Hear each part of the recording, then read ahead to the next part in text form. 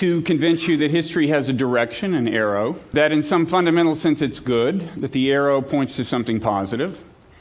Now, when the TED people first approached me about giving this upbeat talk, that was before the cartoon of Muhammad had triggered global rioting. It was before the avian flu had reached Europe. It was before Hamas had won the Palestinian election, eliciting various countermeasures by Israel. And to be honest, if I had known, when I was asked to give this upbeat talk, that even as I was giving the upbeat talk, the apocalypse would be unfolding, I might have said, is it okay if I talk about something else? But I didn't. Okay, so we're here. I'll do what I can. I got to warn you. The sense in which my worldview is upbeat has always been kind of subtle, sometimes even elusive. The sense in which I can be uplifting and inspiring, I mean, there's always been a kind of a certain grim dimension to the way I try to uplift. So if grim inspiration is not a contradiction in terms, that is, I'm afraid, the most you can hope for, okay, today. That's if I succeed. I'll see what I can do, okay?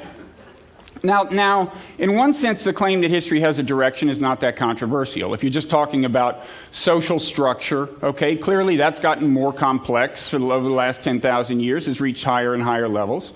And in fact, that's actually sustaining a long-standing trend that predates human beings, okay, that biological evolution was doing for us. Because what happened in the beginning, this stuff encases itself in a cell. Then cells start hanging out together in societies. Eventually, they get so close they form multicellular organisms. Then you get complex multicellular organisms. They form societies. But then at some point, one of these multicellular organisms does something completely amazing with this stuff, which is it launches a whole second kind of evolution, cultural evolution. And amazingly, that evolution sustains the trajectory that biological evolution had established toward greater complexity. Okay? By cultural evolution, we mean the evolution of ideas. A lot of you have heard the term memes. The evolution of technologies, I pay a lot of attention to. So, one of the first things you got was little hand axe. Generations go by. Somebody says, hey, why don't we put it on a stick? Just absolutely delights the little ones. Next best thing to a video game. This may not seem too impressive, but technological evolution is progressive. So another 10, 20,000 years, and armaments technology takes you here. Impressive. And the rate of technological evolution speeds up. So a mere quarter of a century after this, you get this. Okay? And this. I'm sorry, that was a cheap laugh. But I wanted to find a way to transition back to this idea of the unfolding apocalypse, and I thought that might do it.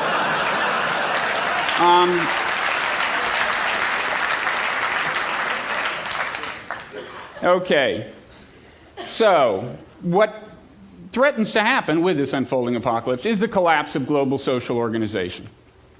Now, first let me remind you how much work it took to get us where we are, to be on the brink of true global social organization. Originally, you had the most complex societies, hunter-gatherer village.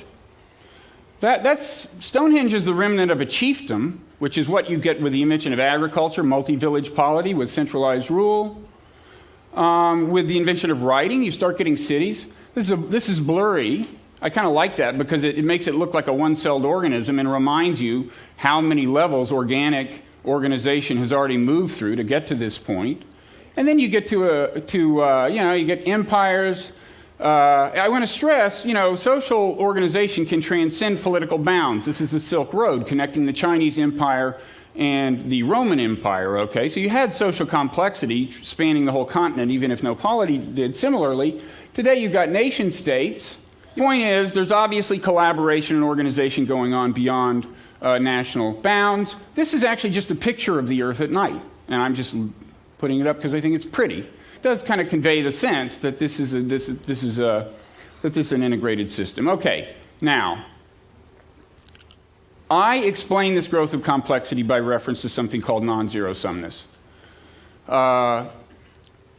Assuming that a few of you did not do the assigned reading, very quickly, the key idea is this distinction between zero-sum games in which correlations are inverse Okay, always a winner and a loser. Non-zero-sum games in which correlations can be positive. Okay, so like in tennis, usually it's win-lose. It always adds up to zero-zero-sum. But if you're playing doubles, the person on your side of the net, they're in the same boat as you. So you're playing a non-zero-sum game with them. It's either for the better or for the worse. Okay.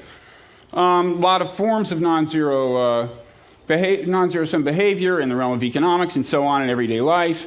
Often leads to cooperation. The argument I make is basically that, well, non-zero-sum games have always been part of life. You have them in hunter-gatherer societies. But then through technological evolution, new forms of technology arise that facilitate or encourage the playing of non-zero-sum games involving more people over larger territory. Social structure adapts to accommodate this possibility and to harness this productive potential. So you get cities, and you get all the non-zero-sum games you don't think about that are being played across the world. Like, if you ever thought